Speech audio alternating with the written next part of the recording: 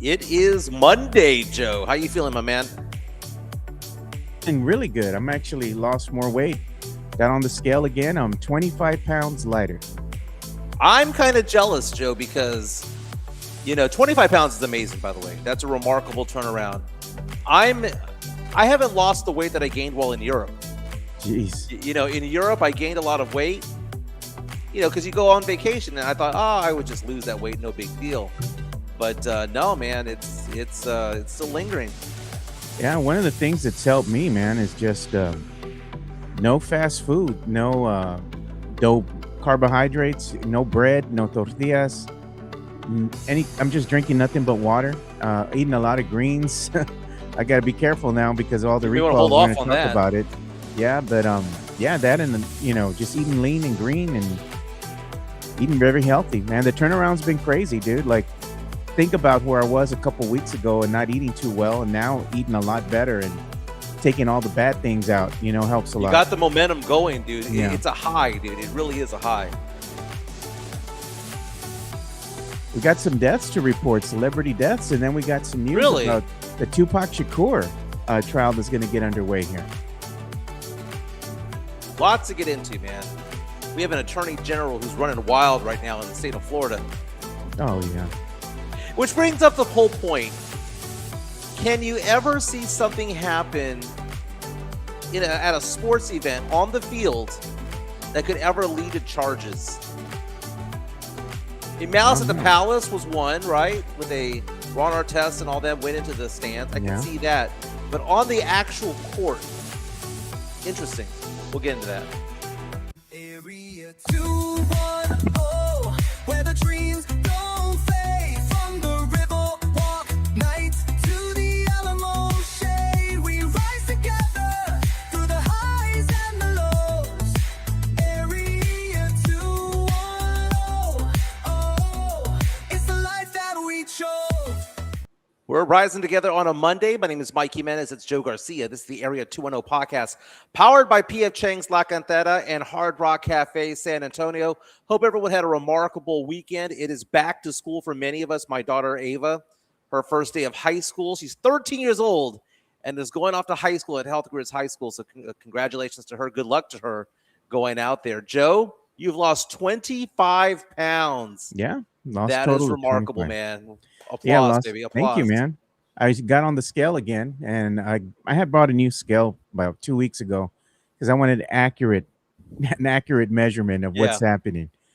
So I jump on the scale, and it's just a normal scale, man. It's no frills, doesn't upload your data, none of that stuff. I just want to get on the scale, find out what I weigh. Lost total right now of 25 pounds and still going strong. That's amazing, dude. It's remarkable. I have still lost since my highest point about 2.5 years ago. I'm down about 25 pounds since then. I was right around 30 at one point, but went to Europe, man, and I gained it all back. It was all that Italian pizza over there, right? I have plateaued, right? I'm not gaining anymore. I'm not losing anymore. I've lost some of the weight from vacation, but I'm probably about 4 pounds heavier than what I was before I left. So I need to get back on the ball, man.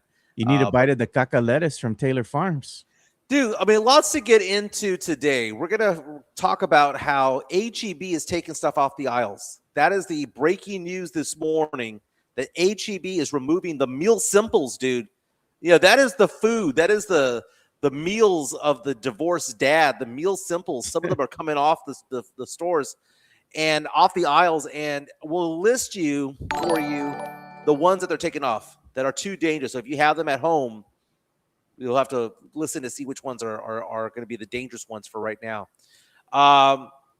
Gina Ortiz Jones is doing what Gina Ortiz Jones does. She's running out of time. If she wants this revote to happen, she's got to get it done, get the approval from council in 7 days or less, or it's over. We'll talk about that. Speaking of politics and sports, there was a hard foul on Sophie Cunningham over the weekend. Sophie Cunningham, who's a darling of the MAGAs, right, got decked. It was a flagrant 2. The player that hit her got ejected. Florida's attorney general was coming out and saying that he wanted to press charges, or he would have pressed charges on her, which the person who committed the foul, right? Which brings up the question, is there anything that could be done on a basketball court, a football field, a soccer field, a boxing ring, an MMA ring that could result in somebody getting arrested. A baseball. I mean, I want to get into that. What is out of bounds or what is inbounds when it comes to it? By the way, behind me, we have the Area 210 podcast YouTube channel. Don't forget to like and subscribe and like today's video as well. We're going to get into the Hall of Fame. The enshrinement to the Pro Football Hall of Fame was over the weekend. The most memorable speech given by who, Joe? Drew Brees. That's my quarterback, number 9. That's my quarterback. We're going to have to hear what Drew Brees had to say. I retweeted on Twitter, by the way, just a few minutes ago. But let's talk about the cacaletas, because that is what everyone's talking about these days. Cacaletas. So, Joe, I have a list of the 5 products reported by mysa.com. The 5 products that are being taken off the aisles right now, the meal simples or the pre-made meals at HEB. They include HEB's Shake Rattle Bowl Southwest Chicken, the one that says use date by August 15. They're also taking off the aisles or off the refrigerator area. Higher Harvest by HEB Chicken Beef Chimichurri. Higher Harvest HEB Creamy Cilantro Chicken. HEB Meal Simple Pork Carnitas Bowl. And HEB Meal Simple Chicken and Rice with Cilantro and jalapeno sauce bowl. If you got that, throw it away. I don't know what's going to happen. Do you get a refund? I don't know. But that's the breaking news according to mysa.com. Again, they say check your fridge for 5 HEB products affected by salmonella. It's part of the health alert. Dude, you don't know what to eat anymore, man. Don't know what to eat anymore. Can't eat healthy no more. I can't go to Panera Bread and get my little wrap that I got over the weekend. My salad wrap. One of my business partners, Nancy, she got sick over the weekend, or last week rather, because what? She goes, I ate a salad and I felt awful after that. She got food poisoning. And she said that while she was eating the salad, it was at a restaurant, by the way. It wasn't Taco Bell. It was at a sit-down restaurant. She goes, I was eating the Caesar salad and I knew something was wrong, but you just figured it was just bad sauce or whatever. But whatever it was, it went right through her. So this is kind of scary, Joe, because I've had recently food poisoning, not because of this, but because of what, Joe? That one time I ate a burger over there in San Antonio. What's that place that is Bill Miller's adjacent? Laguna Madre. That's Laguna why you don't Madre. Get burgers from a seafood place. I got food poisoning from Laguna Madre in San Antonio off of 151, man. The one by SeaWorld, right across the 151 from SeaWorld. So it's no joke, but Joe, I hear even more is coming off the shelves involving Mexican adjacent foods like jalapenos and whatnot. What's going on with that? Yeah, so they have a whole bunch of jalapeno recalls right now, or recalling jalapeno products, and it's all linked to the Taylor Farms debacle. First, it was the cacaletas, and now it's the Taylor Farms jalapenos, as you can see here. They've been linked to that Xylospora outbreak that's been sickening people across the United States. And apparently, I mean, they use jalapenos in everything from salsa, guacamole, you name it. So a lot of your favorite foods, especially if you're Latino, are being recalled off the shelves. So our good friend Chris Leja was not happy about this on Twitter over the weekend. He was like, get the heck out of here. But I mean, no me pasa nada. Jalapenos are the meal simple from HEB, which is a staple for those who get divorced. I know because I went through it, right? Got divorced, you want to make something to eat, you go get the meal simple, you put it in the oven for 20, 30 minutes, and voila. Just like mom used to make, right? But man, for HEB to be taking those steps is a big deal, because when this whole story first came out, it's like, oh, it's happened in the Northeast. Oh, well, it's in the Plains. And now, well, it's somewhere in Texas. Well, now your local HEB is doing it. The HEB on Marbach, the one on Bassey, the one on the east side on Houston Street, the one on the south side on Southwest Military. They're all pulling stuff off the shelves. It has come to San Antonio in a big way. That is scary, Joe. Again, look at those meal simples. If it has cilantro, if it has creamy sauce, if it has all of that stuff, the bowls that they have from HEB meal simples. And those are just the 5 that they know of right now, Joe. Who's to say that it's not 8 or 10 as of right now? HEB's pulling 5. I got to look at the little bowls that I have inside my fridge right now, because that's what I eat for lunch, right? Yeah. The small little prepared salads that they have. I got to check that. I mean, thank God that the thing that I have for breakfast now is just a shake, so I'm not eating any greens or anything like that in the morning. But if you are getting any type of a sandwich or something like that, maybe early morning, 11 o'clock, because that's, you work early and that's going to be your lunchtime, trying to get an early lunch, and you're at the gas station or at HEB. Got to be careful what you're looking at, man. You got to really look at the label and be like, do I want to go ahead and roll the dice? Over the weekend, my sister-in-law went to HEB and she sent me a picture and she goes, look at the cilantro that they have out there for the people to like put in the little bag, right? It was limp. It looked nasty, dude. It looked like it was covered in something, man. That looked like it was some caca jalapenos, and now you have caca cilantro, caca lettuce, and like Sam Salinas was saying, the caca peño. I'm like, come on, man. Yep. Hey, our It's chat like, is what's it wild coming right to, now. Mike? Are we gonna have to start growing our own stuff? Pretty much, man. The chat is wild. Again, powered by PHX La Cantera. Chris Gonzalez reaches out and says, it's Gina Ortiz Jones poisoning the lettuce and jalapenos in San Antonio. It's retribution, baby. Eddie the Great says in all caps, wash your produce. Chica got mad at me yesterday because I had grapes. She always says, I always buy all this fruit and you never eat it. And I went and got the grapes and I just ate them from the bag. She goes, you have to wash it. And I didn't. So maybe I'll get the caca grapes. Sam Salinas says, beware of those creamy sauces. Rafa says, puro chorro. Very nice. They're not lying, dude. And we got an incoming super chat from Sam Salinas. Money talk. Here comes the money. So Sam Salinas said, thank you. Appreciate your support. He says, old man grito for Flaco Joe. So I'm going to go ahead and give him the old man grito since he paid for it.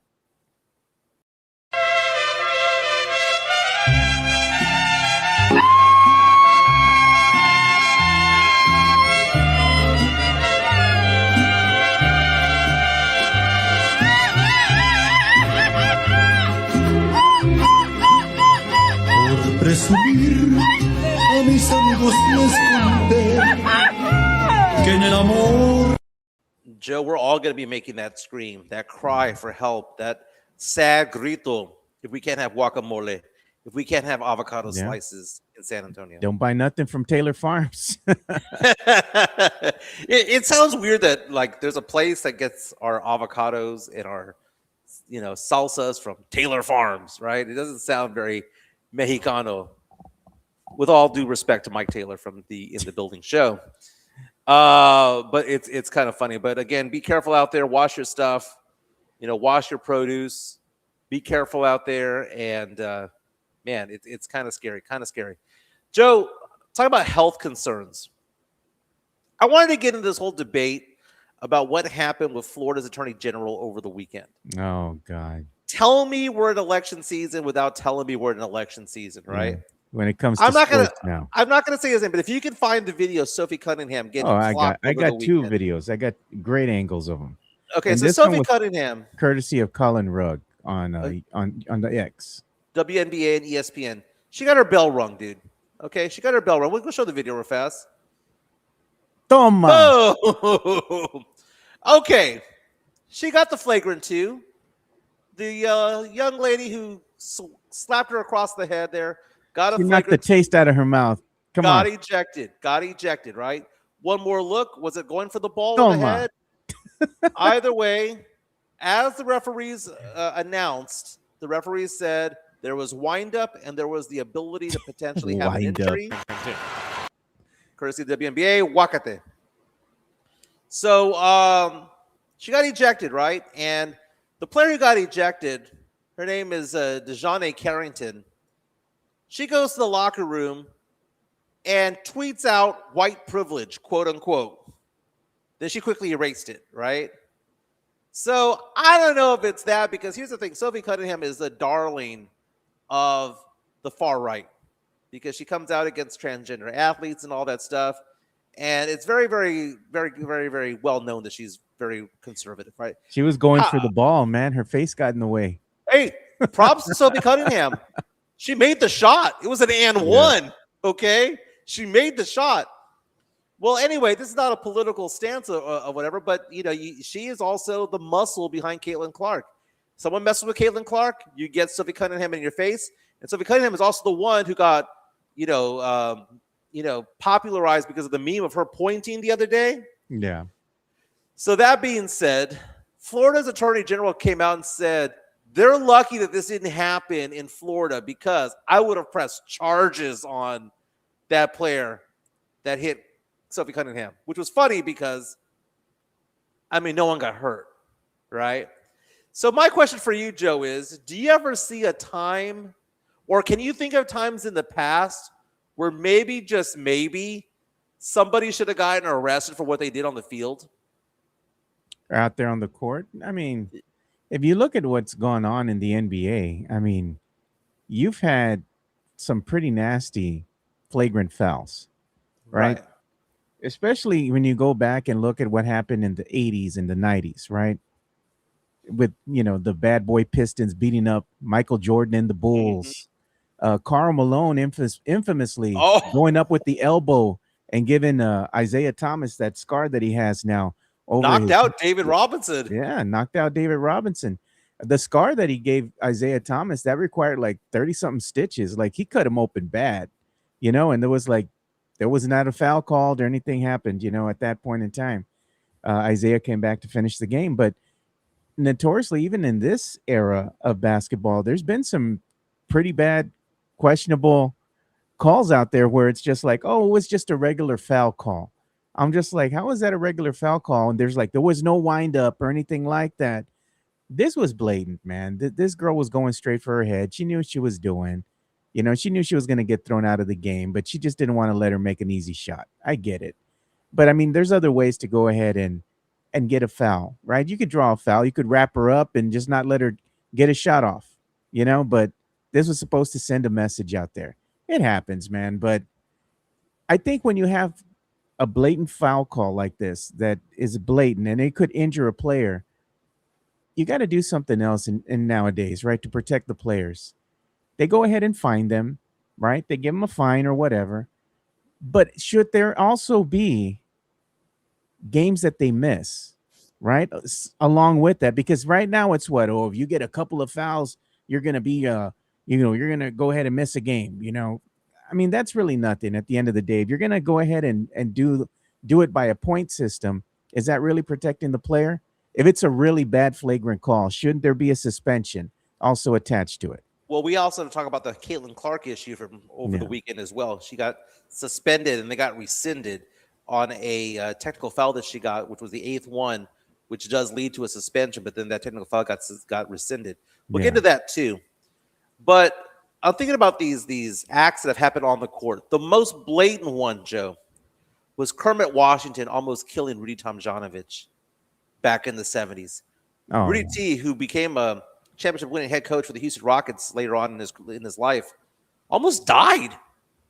I mean, he was hospitalized for a while, great while. Kermit Washington was so fearful of what happened, so scared of what he did. For those of you who don't know, Kermit Washington and Rudy Tomjanovich squared up for a fight in the 70s, and he got clocked hard, Joe. That was one of the ugliest punches you'll ever see. It reminded me of when Manny Pacquiao got knocked out and he fell out of the ring. I remember that. By Marquez, I believe. Yeah.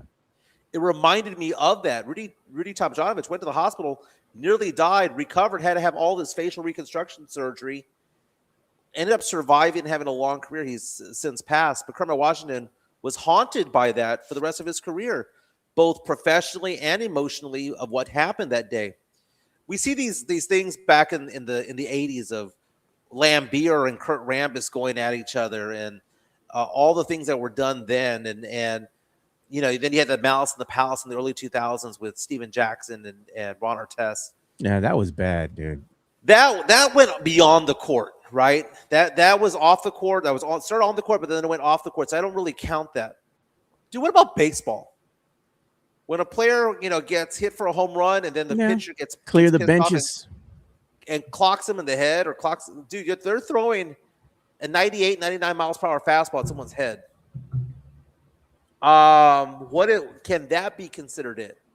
Boxing, MMA. I saw UFC over the weekend. Can you go too far when it comes to it all? I thought this was interesting because there's no way in the world that was going to be. That guy was looking for headlines. He gets a headline, but knows I didn't say his name. He doesn't deserve it because it's a stupid comment. But it's just so funny how people's politics and sports sometimes collide when it comes to it all. Speaking of a collision, Joe, Caitlin Clark picked up her 8th technical foul over the weekend, got an automatic suspension, but that has since been rescinded. I don't know if you saw that play, Joe. She was doing a Caitlin Clark thing, which is she was complaining. Why was she complaining? Because she drove into the lane and there was a little bit of contact. And Joe, when I say there's a little bit of contact, I don't even think it was a foul. But was it a foul in definition? Yes. But it's the kind of foul that you just let go because it didn't affect the play. There was no shot being made. There was no advantage gained by the offense or defensive player. And Caitlin Clark gets nudged out of bounds. No big whoop. She then makes contact with the official, who's the lead official under the basket. Not under the basket, but on the baseline. The official looks at Caitlin Clark, again, made contact with her, tees her up. And essentially that's going to lead to a one-game suspension because just like the NBA, when you get 16 technical fouls, you get ejected. Luka Doncic got that. Yeah. You see that with Caitlin Clark, the exact same thing. There's fewer games in that season, so 8 leads to a suspension. I don't know if you saw that play, Joe, but that Caitlin Clark play was a big nothing. It was a big nothing. And a lot of people were going after the official, saying the official should have gotten out of the way. The official has every right to be where the official is at. Yeah. And I'm not saying that she should have been teed up, but my question for you is, why was she so mad? Why was she complaining about a minor ticky-tack thing that happened underneath the basket when no shot attempt was made? And I realized, Joe, I now know who she is. Caitlin Clark is not Michael Jordan. Caitlin Clark is not LeBron James. Caitlin Clark is Luka Doncic. Always whining and complaining. Always whining and complaining the entire freaking game. A point scorer who doesn't lead the team to much winning and is probably best to be as the number 2 option on a team. An perennial all-star. She's Luka Doncic, dude. She's Luka Doncic. And I look back at this play, Joe. She's driving in, trying to make her way around the lane. And it was a hip-on-hip play. Wasn't dirty. It was just incidental contact down low. If they would have called it a block, I'd be like, okay. I mean, by letter of the law, it was a block.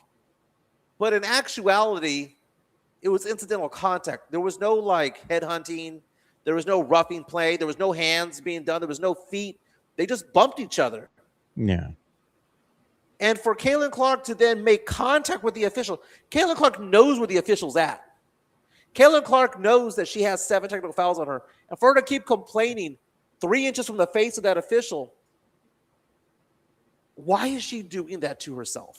And I found the video of it, so we can go ahead and play this, and y'all can make your own assumptions. But the video is going to be courtesy of ESPN, and we'll show the play in its entirety here. It was a nothing play to me, but I want your opinion. Paste. There you go. There's a little bump. I mean, that's nothing. I mean, come on, Joe. Was that even a foul? Letter of the No. law, yes. But why is she complaining about such little contact? I hope there's a replay of this. There should be a replay of this. But she's complaining on nothing. Nothing. She didn't lose the ball. There was no turnover. There was no nothing. Here's the replay. Was there contact? She was the one initiating the contact. Yeah, there was no turnover. See, she got the ball to her teammate. Yeah, that was dumb. I mean, how do you lose it? Was there a foul? Maybe. Let's Maybe show if you that want to say again. there was a hip check. If you want to say there was a hip check, fine. GC3 reaches out to us, says Caitlin Clark gets hacked 90% of the game and rarely gets calls. Might have been the reason why she was frustrated in the game. But that's not the call to make because the defense or the defender is not doing anything dirty. What's the defender doing, Joe? Trying to play defense. So basically, she's trying to send a message and be like, nobody can touch me. Anytime you get near me or breathe on me, I want to get a foul call. I'm Trying like, to you're reach out playing. to us in our chat. You're playing a contact sport in a way. I mean, basketball is a physical game, just like football. But of course, football's on a whole other level. But I mean, if you're playing professional sports, you got to expect that you're going to have some type of contact out there. There are other athletes out there that are trying to defend you. You know, it's their job to do that. Now, Caitlin Clark has had some plays in the past where, for sure, she has the right to be complaining. They've headhunted her, they've grabbed at her, they've done all that stuff, right? And you know what? She does the same. She's kind of a dirty defensive player herself, right? But the thing is, so she dishes it, she gets it in return, all that stuff. Maybe she gets more than she dishes, but it's not like she's an innocent player out there. She does her thing as well. But that particular play, there was no reason to make contact with the official, and there was no reason to be jawing at the official in their face, knowing that you have one T away from being suspended. You might say that it was a stupid T being called, but why put yourself in the position? Yeah. Is what I'm asking. By the way, the videos were all courtesy of ESPN and the WNBA. I just find it hysterical, Joe. I find it hysterical that Caitlin Clark is such a crybaby. And Sophie Cunningham, I kind of like her play, dude. I dig Sophie Cunningham. I mean, not politics related. Just on the court, we need a Sophie Cunningham type of guy, type of player on the team to kind of defend Wemby and stuff like that. So I have no problem with Sophie Cunningham being an enforcer. She does her job. She does her job well. But Caitlin Clark, when you look at her stats, Joe, she's considered to be a below-average defender. And she leads the league in turnovers and is one of the biggest technical foul getters in the entire NBA, Joe. She's Luka Doncic, Joe. That's who she is. Yeah. She's female Luka. You know what we're going to talk about, too? We're going to start transitioning to our next segment. We're going to talk about the Buffalo Bills' new stadium that was unveiled. They spent so much money on the stadium, $2.2 billion money on this, $2.2 billion, right, on the stadium. It's a lot of money. Right.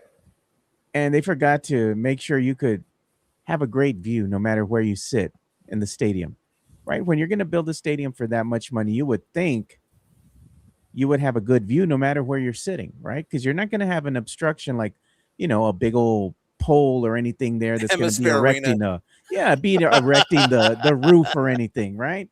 You're in a modern outdoor stadium now. The only thing you got to contend with is the weather and the snow. No, that is not the case with the Buffalo Bills new stadium.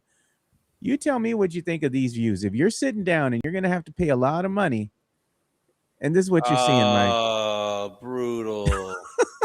This is Hemisphere Arena back in the 80s and Spurs games where they had the pillars on the upper decks. They had the pillars there that obstructed your view. This is oh my bad, God, Joe. And look and at you know this, what? The architects should know better. They're also making fun of the video boards. They're saying how small they are, and you can barely read the font from where you're sitting at. If you're a spectator, right, and you're sitting down, you're like, "What's going on? I can barely see the stats." These are the smallest video boards I've ever seen in an arena, dude. Like it's modern like a 32-inch plasma. It's like a 32-inch plasma. I mean, that's small, dude. Come on. Hey, Joe, let me ask you this question because that's ridiculous, Joe. But let me ask you this. If you go into somebody's house and they have a TV up, Joe, what is the smallest size TV where you look up and you go, I mean, at least it's that size.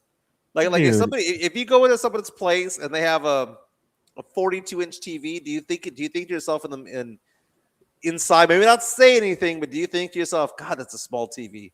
It is a small TV. If you're going to have people over, bare minimum size of TV that you have, it has to be at least 55 inches. Bare minimum. If you're rolling out a 42 or 32 inch, no, man. You got to get something bigger than that. I mean, I just finished seeing, I think it was at Costco or Sam's. They had like a 75-inch like OLED, right? TV for like $3.99. It's not expensive no more. If you can't afford it, do what the other people do, what the poor's do. They're going to have a family gathering. What do? They go to Sam's or they go to Costco because of the return policy. They go and they basically buy the TV, rent it for the weekend, and then go return it on Monday morning. Right? That's the way of the peasants. Joe, what if it's 1080p? Oh, do you judge somebody on 1080p? I mean, I'll tell you this, Mike. At 4K. I'll tell you this. You're really not going to notice the difference, right? When you go ahead and you put them side by side, you're not going to notice the difference between 1080p and 4K.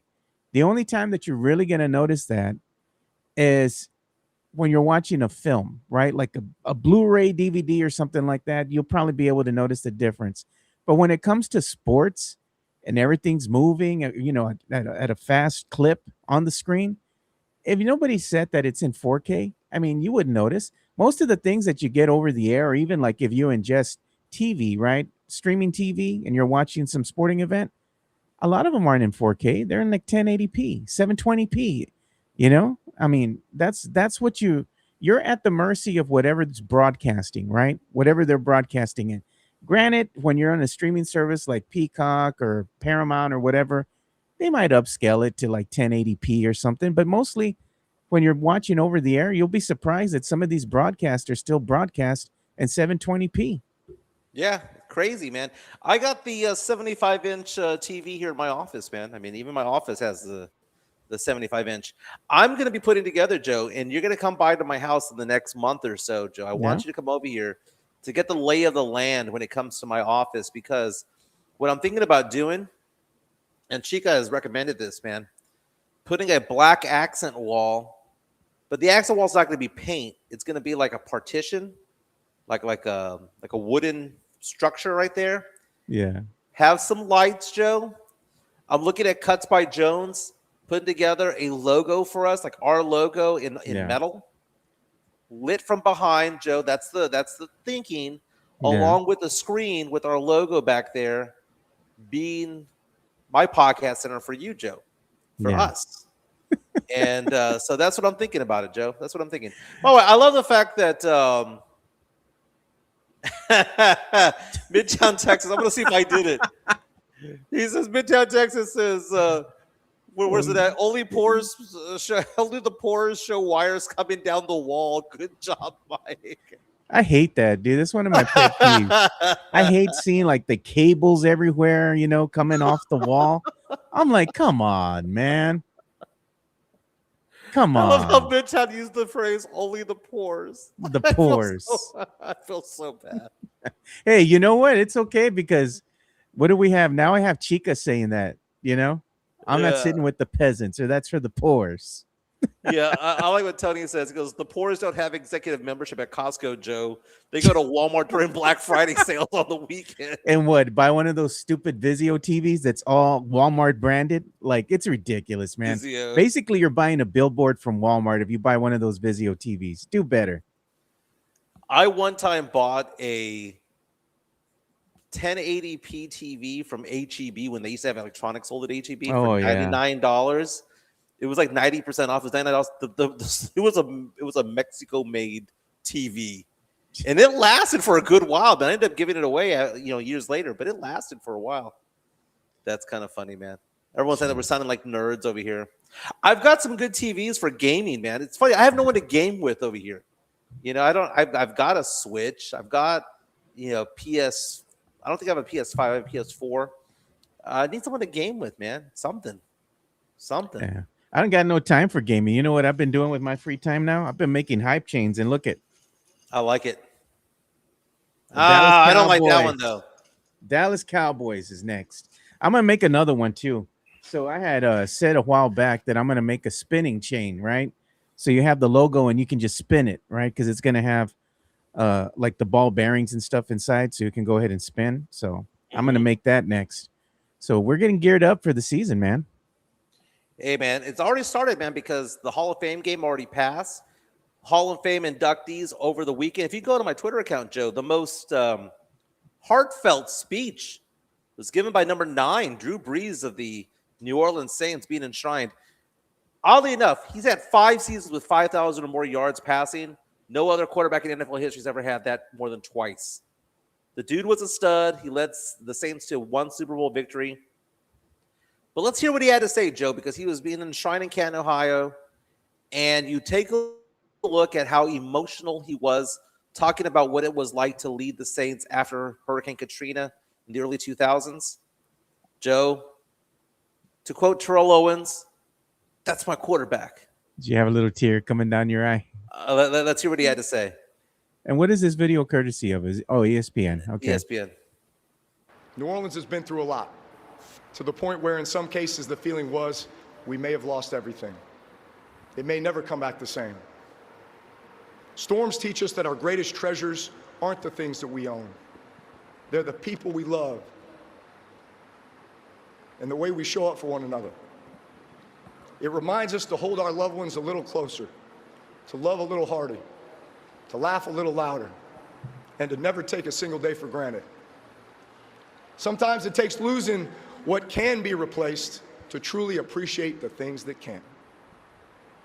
New Orleans, you accepted me, you embraced me, you believed in me, but more importantly, you trusted me with the soul of the city, and I would have died to protect that calling.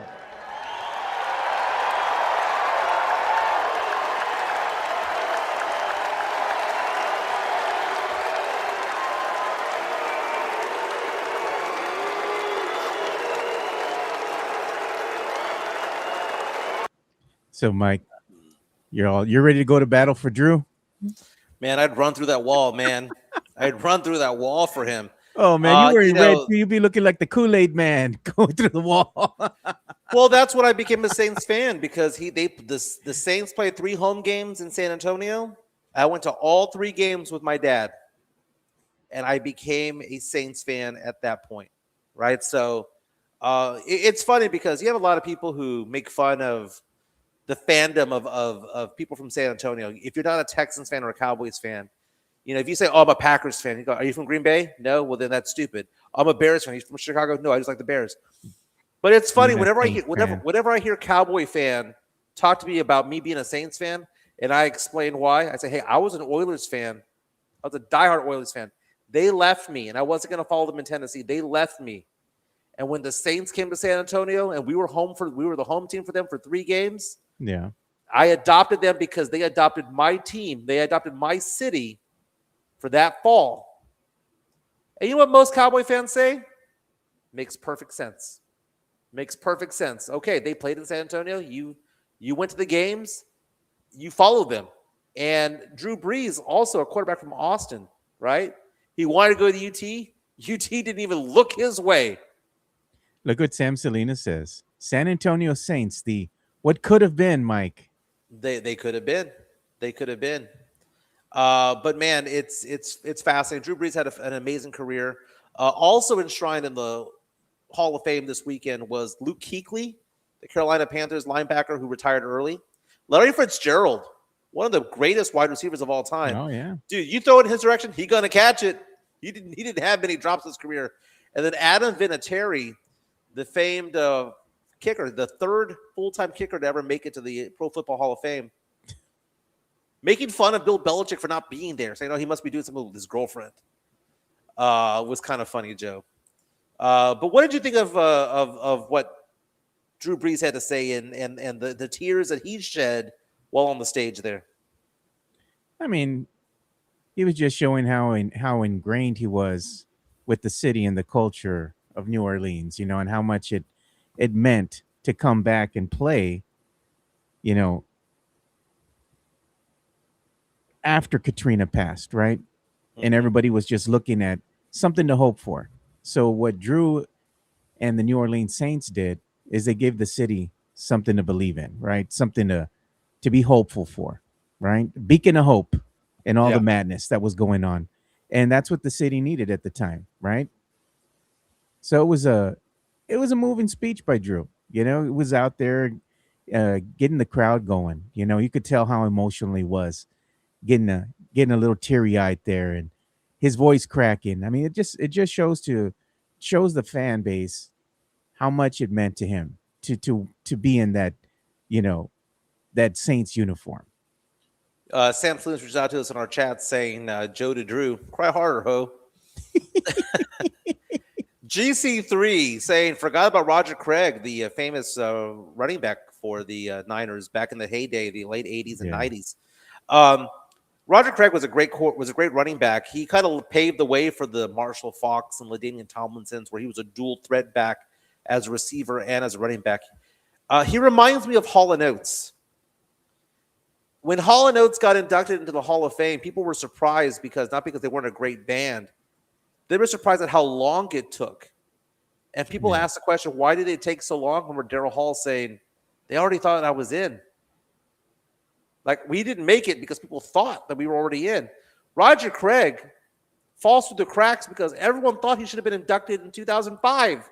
Why is it waiting to 2026 to be inducted? By the way, first-timers for next year, Joe.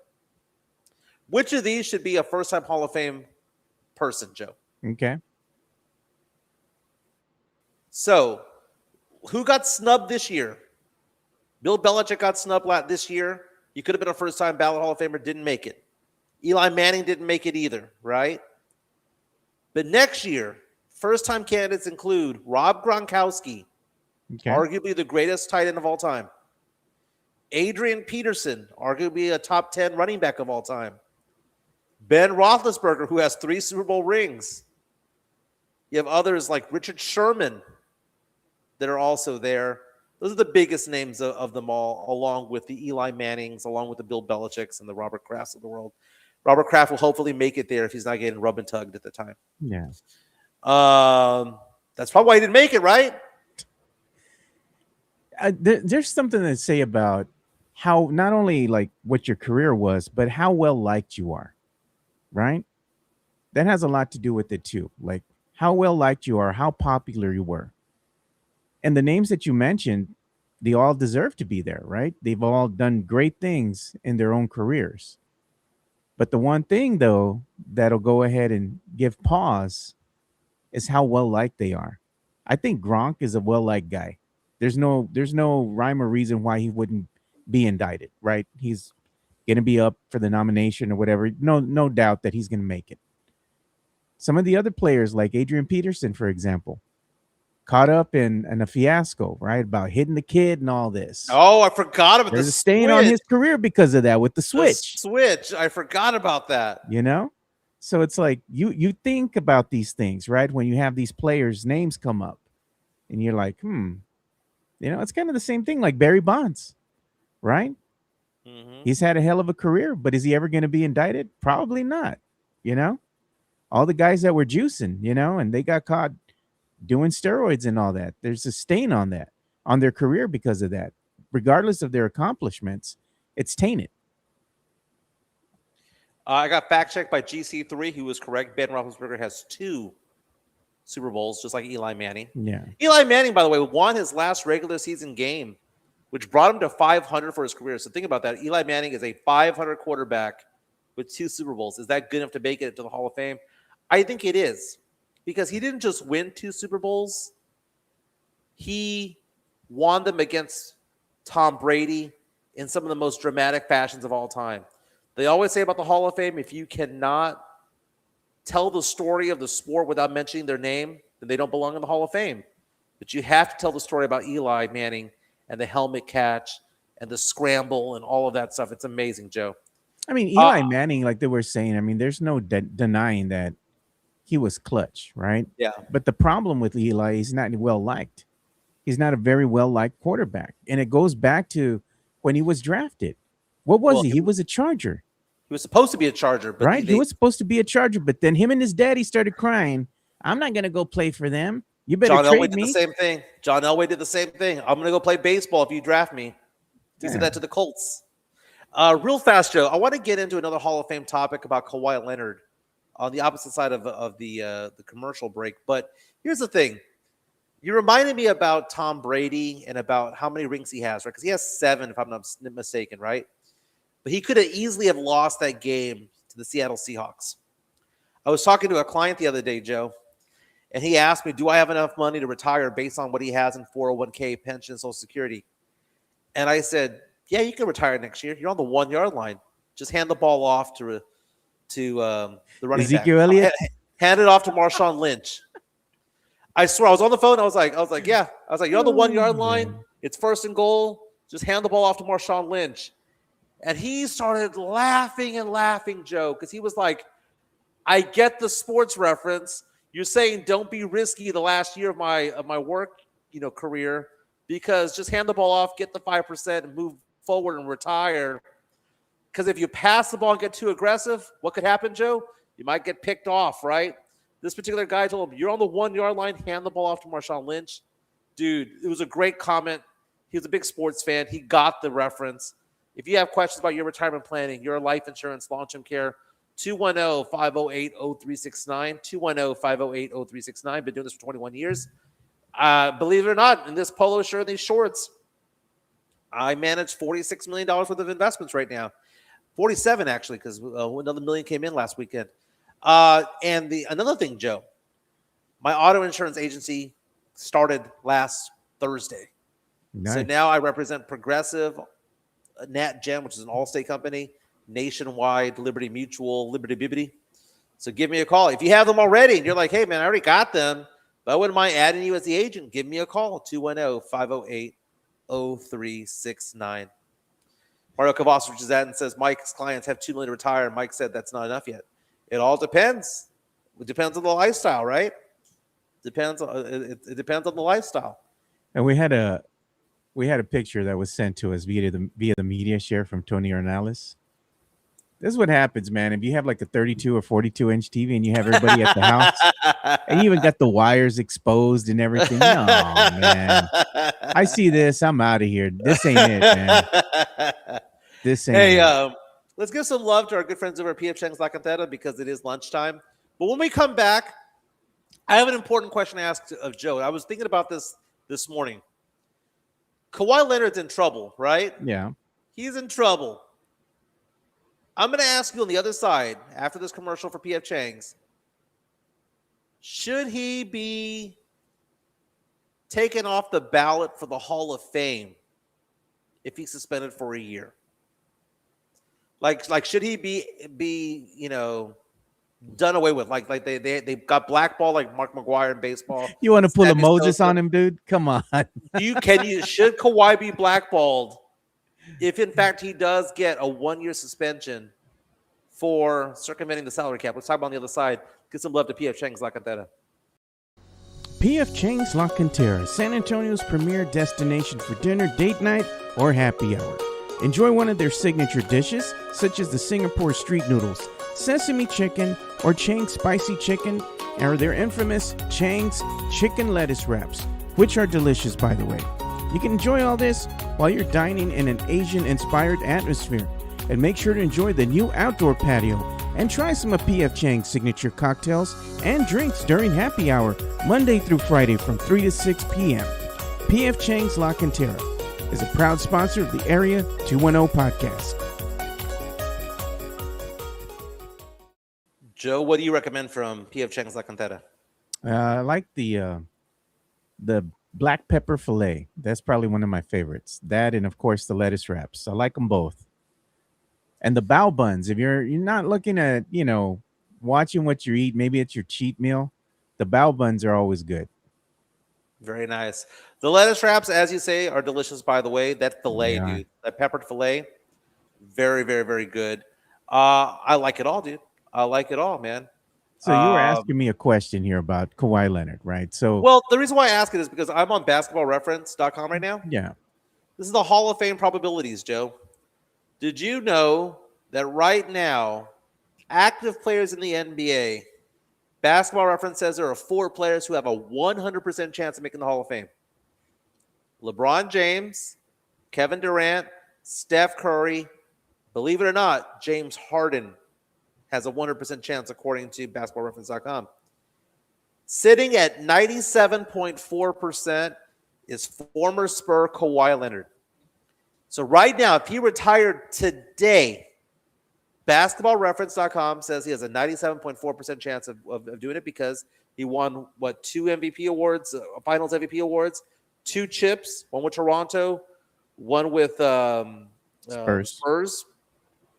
And he could have been a finals MVP what's called another time, when the Spurs in 2013, that was a possibility as well. Yes, he's always injured. But when he is healthy and playing, he's been a top 5 player in the NBA the last 15 years. But if he gets suspended, Joe, for a full season because he and Steve Ballmer and his uncle Dennis circumvented the salary cap even more than what was suspected in the first place, because again, We found out about that tree company and that they funneled money to him to circumvent the salary cap, allegedly. And now Daktronics, another company, is also accused of funneling money to Kawhi Leonard, even more money to not only circumvent the salary cap, but even go beyond it, man, because they would have paid beyond the aprons and beyond the penalty taxes and all that stuff. If they suspend him for a year, because Stephen A. Smith from First Take on ESPN last week said he needs to be gone for a year. Let's say that happens, Joe. Is Kawhi blackballed from the Hall of Fame? No, he's not going to be blackballed. The reason behind that is that all these other things that take place off the court, these are all off the court antics, right? Trying to circumvent the salary cap and whatnot. It's like I said, you can't discount what a player does in their career right on the court. And that's the same thing you're going to have to look at in Kawhi Leonard. But the thing is, it also has to go about with how well you're liked, right? And all these things you find out about Kawhi Leonard, he's not going to be a very well-liked guy. So while he deserves to be in the Hall of Fame, it might not happen on his first ballot. That's just my opinion. Remember the sports reporters on ESPN, that old show? And it had Mike Lupica, Mitch Albom. It had all these old-timey guys that prevented, ultimately, Mark McGuire, Sammy Sosa, Rafael Palmeiro, Barry Bonds from getting to the Hall of Fame. It's the same kind of guy that's going to prevent Kawhi from making the Hall of Fame. If he is, in fact, found guilty of this and suspended for a year, Joe, he might get in, but it might be a Roger Craig type of getting in, where he gets in 20 years after he should have. He ain't going to be first ballot the way that he should be, because he should be celebrated as one of the best. But I disagree with you by saying, when you say that it's off the court, it's on the court, because it directly affects what's going on the court. Can he play and have can he have the teammates that he has? Can they build around him without them signing him to the max? You know what I'm saying? It looks like it's not the Clippers are found out, right? They've been found out. They got caught. But this type of, let's say, way of trying to circumvent the salary cap, it's ongoing. If they're going to crack down on the Clippers, that means that every other team that practices this is also going to be found out. You know, if you start poking the bear, you start looking for stuff, you're going to find it, right? Mm-hmm. And that's what happened with Kawhi. And why is that happening with Kawhi? Because he's not very well liked, right? They wanted to go ahead and find the dirt on him and what was going on with Ballmer and all that. And they found it. That Pablo Torre finds out, went ahead and exposed them for a bunch of frauds. So Hand of a Fist is educating us on this, saying that it's not the sports writers, but it's a committee that votes for this. But you still have to convince 75% of the committee that he deserves to be enshrined. Yeah. And the Naismith Memorial, which I've never been to, but I've driven past Springfield, Massachusetts, is a pro basketball Hall of Fame, which is why Manu Ginobili is in there. When Manu Ginobili's NBA stats do not suggest him being a Hall of Famer, with FIBA, and you include the 2004 gold medalist. People think that it's the NBA Hall of Fame, and it's like Hannah Fist is saying, it's not. It's the Naismith Basketball Hall of Fame. Basketball. So that means that you can have European players be in that Hall of Fame. It doesn't matter as long as you play professional basketball. Mm-hmm. Handle Fist is saying that I'm all cap about driving by the Naismith Memorial. The company I used to work for from 2012 to 17 was headquartered in Springfield, Massachusetts. So I would have to go to the home office from time to time. Props to Mass Mutual. Hey, since we're on this subject here of the NBA, you know, and we're talking Hall of Fame and whatnot, we got to go ahead and pour some out for Nelly, dude. Don Nelson passed away. It was reported as of yesterday. He was in his 80s. I think he was like, oh, there it is, 86 years old. And Don Nelson is the grandfather of what became the modern day offense, right, for the NBA. He was the one that orchestrated that fast-paced offense that a lot of other teams went ahead and duplicated. And of course, it's transitioned over the years. And not only that, but Nelson was also responsible for who? One Greg Popovich, right? Going on to be one of the greatest coaches in the NBA history.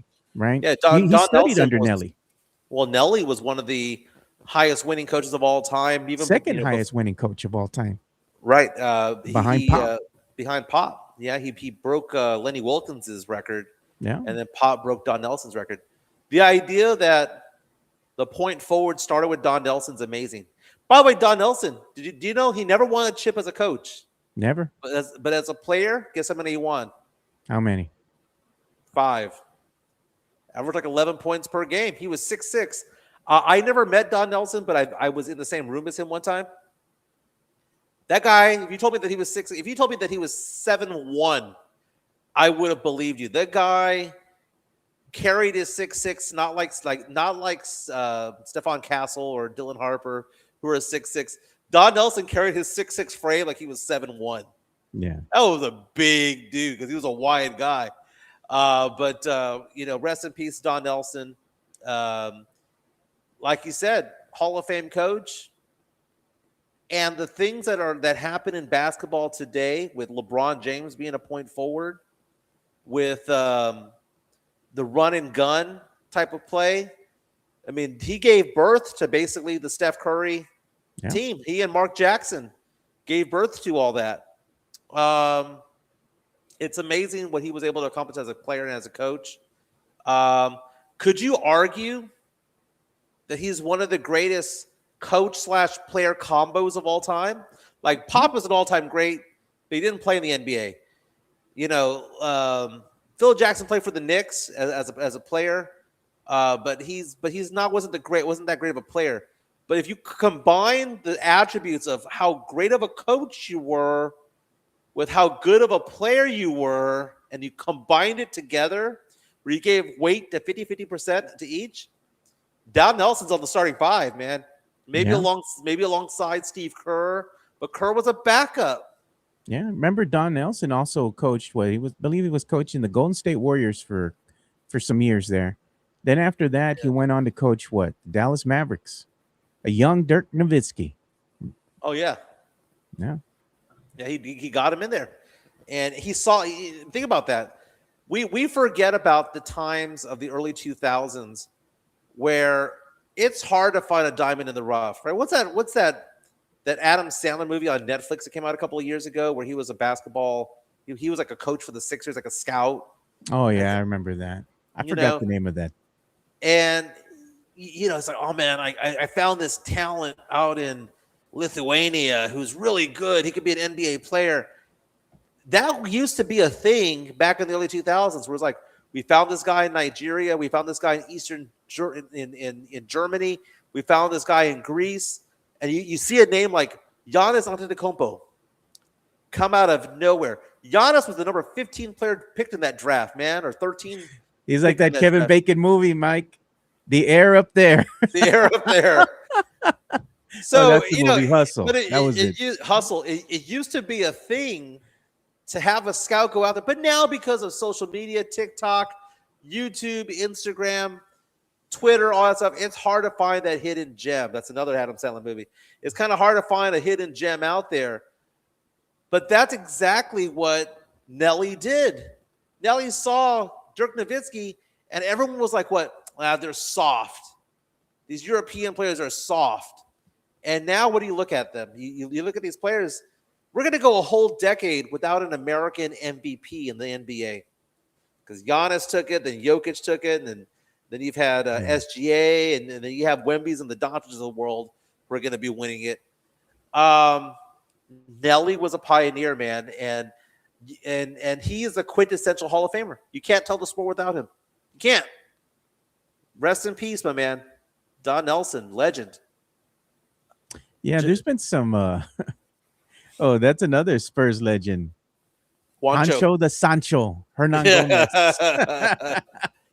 I believe it was Fernandez that gave him that name, Hancho the Sancho. He was almost a Spur player still when that movie was coming out and it was filming and all that. But before that began, the Spurs had moved on from him. So unfortunately, Spurs fans can't be like, oh, he's a superstar.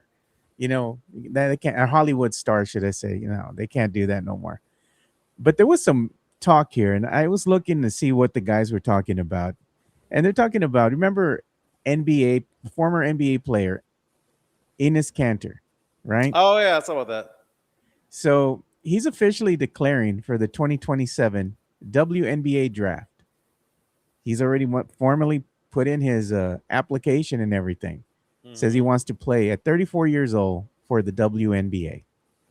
What do you think about that, Mike? He's trying to make a name for himself. I mean, no different than this is the exact same thing that that attorney general from Florida is doing right now, saying that he wants to press charges against that person who filed Sophie Cunningham over the weekend, that he would have pressed charges. It's just a political stunt. That's all that is. It's not going to go anywhere. Smoke and mirror. There's no movement to anything. That is them shining the spotlight on themselves, saying, look at me, look at me, look at me. That's all that it is. Because, you know, God forbid we say something against something that he likes politically, right? And I understand the controversy behind it. We all have our opinions on it, right? But for him to take that step is no different than him just trying to create a platform for himself. And I guess good for him. Speaking of platforms for themselves, we're 7 days away from the clock expiring on Gina Ortiz Jones. Yeah. I noticed this the other day, and poor Michael Carlos from the Express News, who they were saying Puro is chismoso is what they were calling him now over the weekend. Of course, she's having these sessions at retirement places, dude, at senior living facilities. It was a senior community center where they're having it because that's her base, baby. That's her base. And this is like the leftists and the rightists, right? It's all about like how you want to perceive yourself, right? So I'm going to go on a political slant here, but I'm going to go after one on the left and one on the right, which I think is kind of funny. The one on the left is Gina Ortiz Jones, who obviously hates the Spurs and wants to have a revote on the Spurs, the city funding for the Spurs, right? And she's on a disinformation campaign. Our good friend Chris Duell from Ticket 760 is correct in calling it a disinformation campaign, which is what she's doing, right? So over the weekend, we saw in San Antonio the far left and the far right come together in separate events, doing the exact same thing about framing. She goes to an event in which she frames it as, hey, we have all these concerned citizens. Those citizens didn't show up there. They were already there, okay? That's like her walking into a Luby's and saying that these are my people when they're there to have the Luann platter. They're not there to watch her speak, but she's doing that. We had Ken Paxton, who's struggling in the polls right now against James Tallarico, have an event over at the Angry Elephant Bar and celebrate it as it being, look how packed it was in there. Joe, you and I have been to the Angry Elephant Bar several times with pleasure. Yeah. How many people do you think that place holds? A lot. It holds a lot of people. Joe, the inside of Angry Elephant Bar, 200 tops. Yeah. 200. There's maybe 20 tables there, right? But the optics were, oh my God, it was a packed house. And I'm there going, dude, it holds 200 people. Like I went to a baby shower this weekend that had just as many people. Then you Sean's have, baby shower almost had that many people in the house. And then you have Gina Ortiz Jones on the left. So this is a funny thing about the far right. They're trying to frame it as though there's a lot of people there. And the left is trying to frame it as though there's a lot of people there. Gina Ortiz Jones coming out and saying, hey, man, obviously there's groundswell of support because look at all these people who showed up. It was a senior center, and they were going to be there anyway, Joe. Yeah. That's the funny. That's so funny. They live there, Mike, basically. So, I mean, I don't understand the logic behind her investing so much time and resources into a disinformation campaign again because she hates the Spurs so much. She's like, I don't like the Spurs. It's not that I don't like them. This is what it means for the community. No, it's personal with her, and I don't understand the logic behind that. Again, as the mayor, there's so many other things that are more pressing than this, right? You have a lot of other things that you have to address. One of them being the deficit. Go ahead and focus on that. What are you going to do for affordable housing, right? What are you going to do for after school care for these kids, right? things that affect the community. I think that's what she should be putting her efforts into versus defunding nonprofits versus, the Spurs versus Gina Ortiz Jones. There's a lot of other things she can do.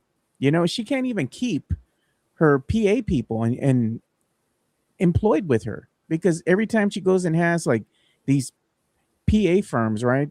These guys that come in and they're supposed to go ahead and help her, they all quit. Right now, it's costing the city what, $10,000 a month to have these types of, let's say, outsourced firms help her with her, let's say, presentation, and how she is, I guess, getting information out to the masses, right? When it comes to social media and whatnot, you hire people to help you do all these things. And right now it's costing the city about 10 grand a month. Can you imagine being a Fortune 500 company or a supplier to one of those companies that has 1,000, $2,000 to $5,000, one or 2 to 5,000 jobs, and they want to come to San Antonio, right? Because a lot of companies, because of Mondami in New York, employing certain things, they're going to go after businesses over there. They're trying to flee to a more friendly spot, right? So they're coming to Texas, right? Guess where they're not going, Joe? They're not going to San Antonio. Yeah. And if you were the leader of these companies, I mean, they're publicly traded, some of them, or even if they're private companies, why would you want to go to San Antonio when she's the mayor? Yeah. Dude, if you look at the valley these days, the 956, it ain't the valley that you and I looked at 20 years ago, man. It's on the come up and come up fast, Joe. Yeah. And I would venture to say that 10 years from now, the McAllen, Harlingen, Port Isabel, South Padre Island place, that whole Edinburgh, the whole area there, might be more beneficial, more attractive to live there than San Antonio. Well, what's been happening, and I saw an article here, I believe it was on My SA, and what they were saying is a lot of people, not only in San Antonio, but also people that have migrated over to like New Braunfels, even Austin, a lot of these people are uprooting and going into what city? What city do you think they're moving to here in Texas? They're going from Austin, Bernie? they're going from San Antonio, and they're going from New Braunfels. And Oh, going where? oh, you tell me. Dallas. Oh, The okay. number one destination so far has been Dallas, Texas. So people are leaving San Antonio and they're not going to Austin. They're not going to New Braunfels. In fact, some of those other people there are uprooting themselves and going to Dallas, Texas. You know what I did the other day? I mean, I'm 49 years old, right? And class of 95 was so long ago, dude. And I was thinking about my friends from high school, and maybe some that weren't my friends from high school, but that were in the top 10 of the class. And I did a survey because I looked at the top 10 list because you get your yearbook out. And I wanted to see how many of those 10 still live in San Antonio. That lived in, like they were the top 10 of their class. Did they stay in San Antonio? Out of the 10, how many did, Joe? How many? 2. 2. One moved to New York. Several moved to Dallas. Several moved to Austin. It's called a brain drain. When you are the smartest person in the room, and therefore there's no business, there's no job opportunity for you, that you bail, right? And where do you bail to? You bail to Austin. You bail to Dallas. You bail to Houston. You bail to where the jobs are. And that's the sad thing about it all, is that I think the pin in the balloon happened when the BRAC Commission took a knife to the heart of San Antonio back in the 90s. Kay Bailey Hutchison did all she could as senator. She did a really good job of trying to save that, and Kelly USA became what it is right now, and Brooks Air Force Base became what it is right now, Brook City Base. But you really couldn't. There's 25,000 people who worked at Kelly Air Force Base. That was the heartbeat of San Antonio, along with Fort Sam Houston. And it just sucked that happened. And the city has kind of struggled ever since then. We've lost AT&T's headquarters to Dallas. New Star got swallowed up by Sunoco, and then they let go of 95% of the people that are there. We got the Toyota plant, but that's kind of outside of San Antonio. The investment needs to be in UTSA and A&M San Antonio, because you got to keep the smart people here. Well, I think the That's where investment it needs to be in the people. You need to invest in the people. You see, they have that ready to work program here, but that's never panned out the way that they had envisioned, right? Because a lot of people don't know about it. It's something that's kind of, you got to look for it, right? So when you have this ready to work program, it's supposed to help people, right, go out and get higher paying jobs, right? And it's not necessarily meaning that, oh, you're going to go to college to go ahead and get this. These are programs that are set into place that help people start a new career path in about 6 to 8 months. One of the people that I personally know that went through this was my good friend Jonas Clark. You know, he went from being a radio producer to now he's doing what I do for a living in IT. And he was able to make that transition Yeah. in 6 to 8 months. I mean, 6 to 8 months, 6 to 8 weeks, got a job, and he's been off to the races ever since. It does work, you know, but again, I mean, I think people need to understand the resources that are available to them. And I don't think they fully understand what this ready to work program is all about and how it works and operates and all that. But the investment has always wanted to be like invest in the people and help them get these better paying jobs. And in turn, it is going to help the economy grow as well here in San Antonio. I will say that, Joe. San Antonio does have a good base of people who do IT. Very much so. I was in Midland, Odessa last week, saw the number of people that are in oil. I texted all you guys, said, man, I didn't realize so many people were rich over here in Midland, Odessa. They're Yeah. all over the place. I might have to take my business and go over there every once in a while, because I looked up how many financial advisors are there. Yeah. There's that one dude from Edward Jones. That's about it. Lots of comments coming in on our chat powered by Pio Cheng's La Cantera. Jonathan C. says, we did that survey, the top 10 in your class. We did that survey for Edgewood High School, but we said, how many of them have DWIs? That's sad. Jonathan C., back in the day, I don't know if he's still there, but he worked for a company in San Antonio that makes granola. Dude, no lie, Joe. We go to HEB, we go to Costco. Best granola I've ever had in my entire life was from his company. He gave me a sample one time. It was freaking amazing. Top notch. Hey, Jonathan, man, tell us what company that is. Go find it. It was good. So I don't know if I told you this, and this is my personal belief, Joe. I'm going to tell you what's going to make San Antonio be on the come up. Okay? On the come up. Because I saw the plans a long time ago. San Antonio will be on the come up the one day that Texas, because we're a tourist town, that Texas legalizes gambling. Because, Joe, guess where those casinos would be? Because I've seen the plans. If they're going to build 5 in Texas, where would those 5 be? Where would 3 of those 5 be, Joe? They'd be in San Antonio. 1 would be in Dallas. 1 would be in Houston. 3 would be in San Antonio. MGM Grand has been in the area. 1 would be at Retama Park. 1 would be on the 151 corridor. And then 1 would be by the airport. You know what is coming to San Antonio? You know what is here in San Antonio? It's here already. And you can see these data centers that they have. They're all over like the Westover Hills area and all that here off of 151. If you know, you know. You know, and there's even one that's not even far away from where the NSA's at, right across the street from there, down on that same street, that little street there. It's right in front of a new community that they just built. It's a big data center, and it houses a lot of information, medical information, and also money. But when it comes to these big data centers, what's the one thing that they do? They use a lot of electricity and they use a lot of water.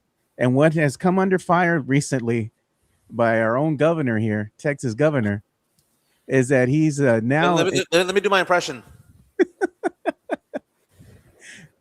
What has he been saying now, Mike?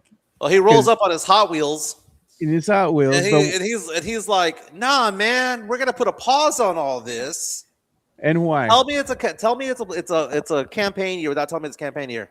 The guy that champions these centers, right, that take up all our water and all our energy, which, by the way, SAWS announced, what was it, a 30 to 50% increase between now and 2030, right?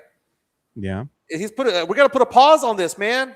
We got to have a study be done on all this. Then the second the elections are over in the Wednesday after the first week of November, and he wins re-election, which he probably will. I know there are some polls showing that Hinojosa is within 1 to 2 points. I believe Tallarico has a chance, but I don't think that Hinojosa has any chance in the world. Greg Abbott's over here. Greg Abbott's now gonna pivot so hard. Yeah. Give me those data centers. Give me those data centers. He's gonna do it. He's gonna do it. He's advocating now to go ahead and be like, you know what? We need to see more of how much electricity they're using, how much water they're using, because they don't kind of really give this information or the numbers or the data out. And like they don't he's coming know. under scrutiny now because he's up for re-election. He's up at odds now with President Trump on this stance, right? To allow more data centers to build their facilities here in Texas, because he's like, we're scared that there's not going to be enough electricity to go around for who? For us. We all remember what happened during that snowstorm that was years ago, and how everybody was struggling to stay warm. Your electricity was going off. Yeah. I mean, it was a horrible experience. I never want to see snow again in Texas because of that. I know, and I'm having difficulty measuring it anymore. Real fast, head over fist. I'm sorry, Sam Salinas coming out and saying, same dumbasses who said Beto had a chance. Okay, can I address that real fast? Go ahead. Beto O'Rourke never led a poll. He never led a poll.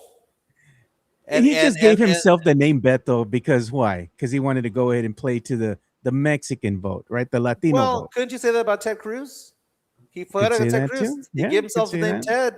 What's Ted Cruz's first name? What is it? Rafael.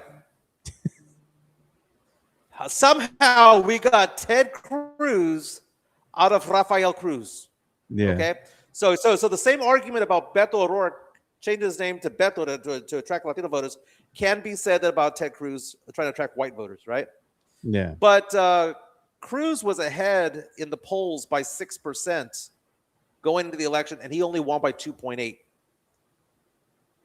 The last 5 polls, Tallarico's been leading, and that was by Democrat and Republican leaning pollsters, and then some of the in the middle, Fox News as well, right? Siena, which is New York Times, A&M, they all have Tallarico in the lead by 1 to 5%.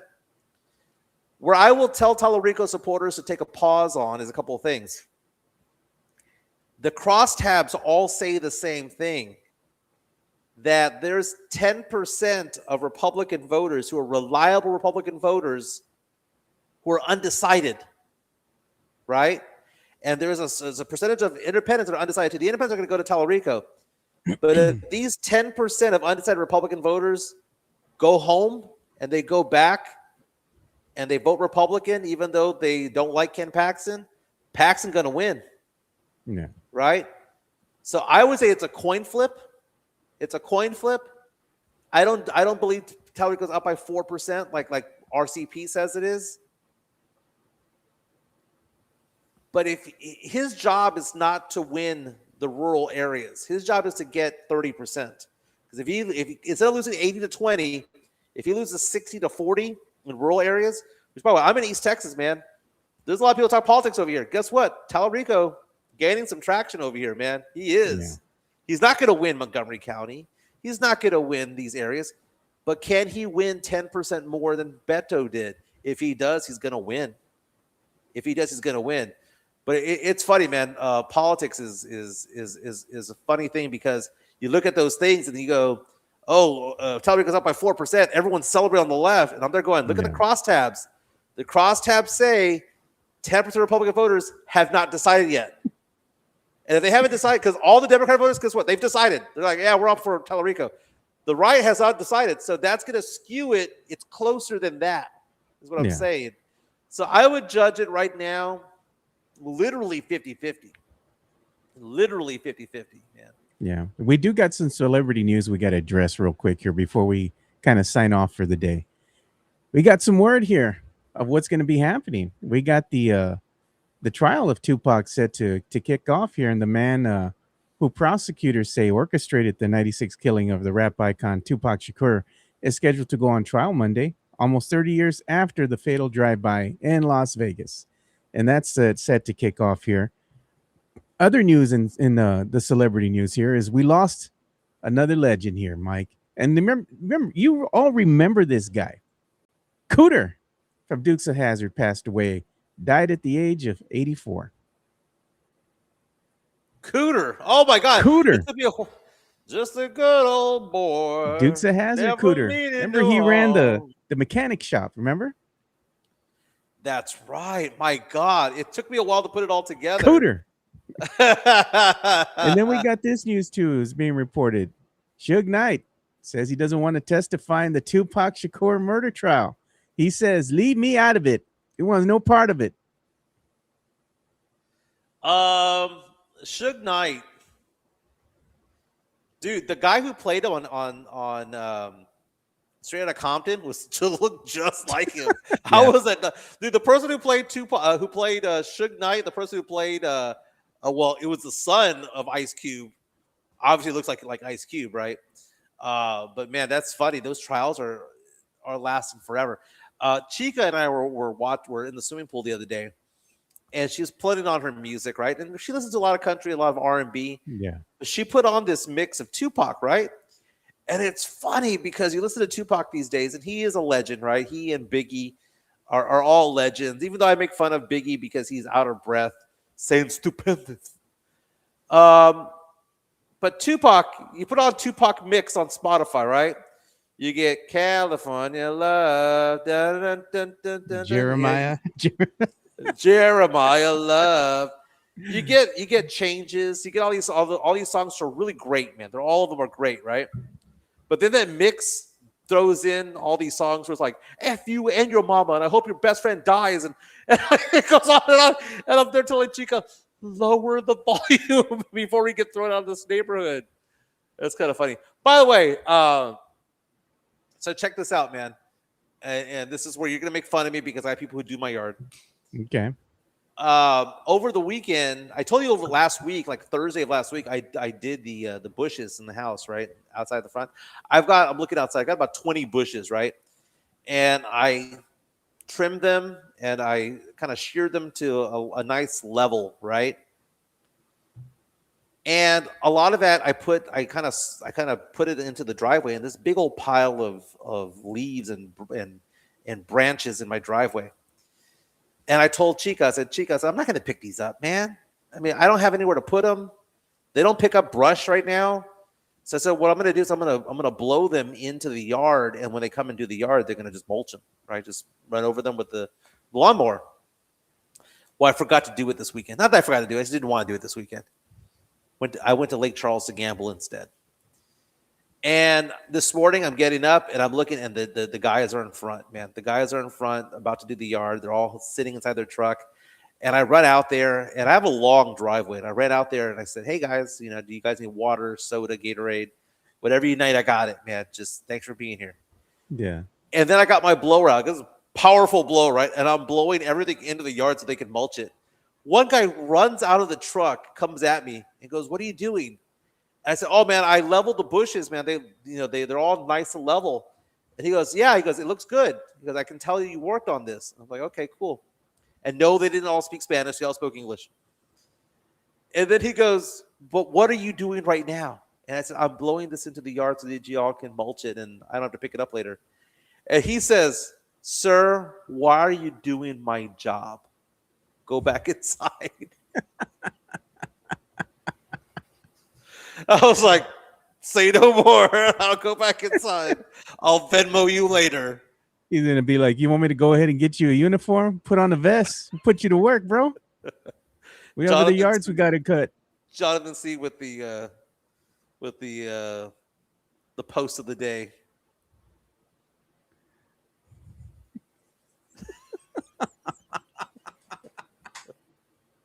Not even gonna read it. Not even gonna read it.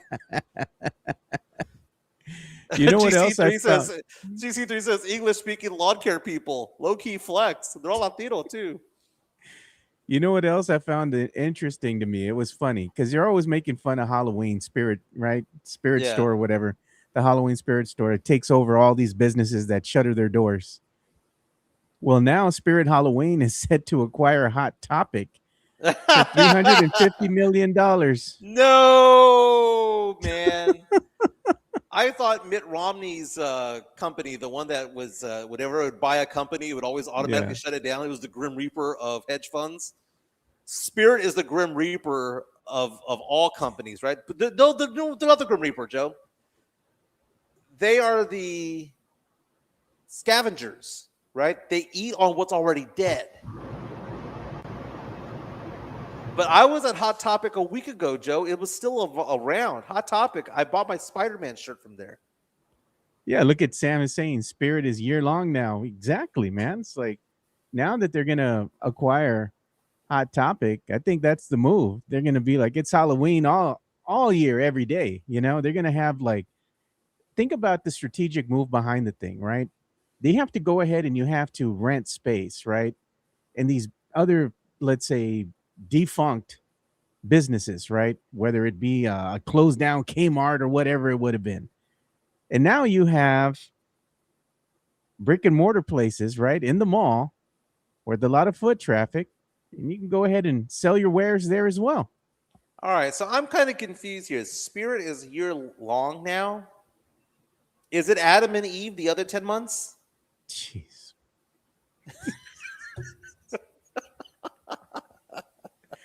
It said Spirit had 7 Christmas stores last year. Look, they're going to set up shop in Party City. Yes, sir. Oh, my God, Joe. Hey, Joe, you got to give some love to our good friends at Hard Rock Cafe San Antonio. Yeah. The Hard Rock Cafe San Antonio is Riverwalk dining at its best. With great scenic views, along with its amazing collection of rock memorabilia, there is something for everyone. Enjoy happy hour weekdays from 3 p.m. to 6 p.m. with $8 and $10 appetizers, $5 domestic drafts, and $6 craft import drafts at the bar only. Try some of the Hard Rock Cafe's legendary steak burgers, or my personal favorite, such as the grilled salmon or baby back ribs. Make sure to visit the third level and enjoy the DJ as you take in the city skyline. The Hard Rock Cafe is a proud sponsor of the Area 210 podcast. Fantastic place for lunch. Fantastic place for a date night. Again, they now have a speakeasy that's a tribute to Selena Quintanilla over at Hard Rock Cafe San Antonio. Go check it out. Joe, you mentioned the Hot Topic. Yeah. Did you ever have one of those moments where you kind of forget something? I had to Google it right now. But remember Spencer's stores? Like, if you ever go into a Spencer's now, I don't know if they're still around, but I went into one about a year ago. Oh, yeah. They still got one over there at Ingram Mall. Dude, like, how is that even allowed in a mall anymore, man? They got even more cochino over the years. More. You went behind the beaded curtain, Mike. They have like all these like nasty like mugs and cups, and then like all these posters in the back, and that was funny, man. That was funny. Some of the mall stores though that'll never come around. What was that one that was like electronics? Sharper Image. Sharper Image. Man, it now lives in the sky, right? Because like the Sky Mall. The Sharper Image was the shiznit back in there. I'm just not gonna. Now they have like you see Sharper Image products like at some of these outlet stores, or you'll see it at a Walmart or something. I know they sell some Sharper Image, let's say products over at like Costco, Yeah, but it's not like a store anymore that you can go in. It's more of a product line than anything else. Yeah, exactly. Sam Slater's reaching out and saying Radio Shack. Dude, I worked for like a week or two because my former brother-in-law had a Radio Shack that he was the GM of many, many years ago over at Windsor Park Mall. And my goodness, man, I had to watch the movie Top Gun. This was like in the early 90s.